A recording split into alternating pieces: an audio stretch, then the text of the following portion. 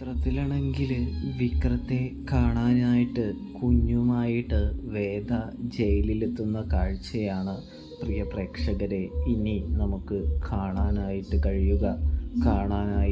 സാധിക്കുക. അങ്ങനെ വിക്രത്തോടാണെങ്കിൽ വേദ ആ സത്യമൊന്നും ഇതുവരെയും ബോധ്യപ്പെടുത്തിയിട്ടില്ല, പറഞ്ഞിട്ടില്ല എന്ന് കാണാം.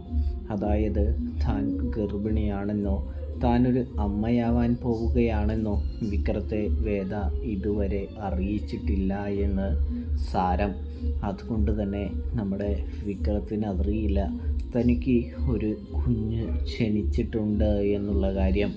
ഇതേ സമയം വേദ അത് പറയാതിരിക്കുന്നത് വേറൊന്നുകൊണ്ടുമല്ല, തനിക്ക് സംരക്ഷണം ഒരുക്കേണ്ട വിക്രം ഇപ്പോൾ ജയിലിലായതുകൊണ്ട് തന്നെ സംരക്ഷിക്കാനായിട്ട്, തന്നെ സഹായിക്കാനായിട്ട് ആരുമില്ലാത്തത് കൊണ്ടും ഇനി താനിത് പറഞ്ഞു കഴിഞ്ഞാൽ ശ്രീകാന്തായ തൻ്റെ ഏട്ടൻ തന്നെ വധിക്കാനായിട്ട് പലവിധ പരിശ്രമങ്ങളും നടത്തുമെന്നറിയാവുന്നത് കൊണ്ടും തന്നെയാണ് നമ്മുടെ വേദ സത്യം പറയാത്തത് എന്ന് കാണാൻ സാധിക്കും.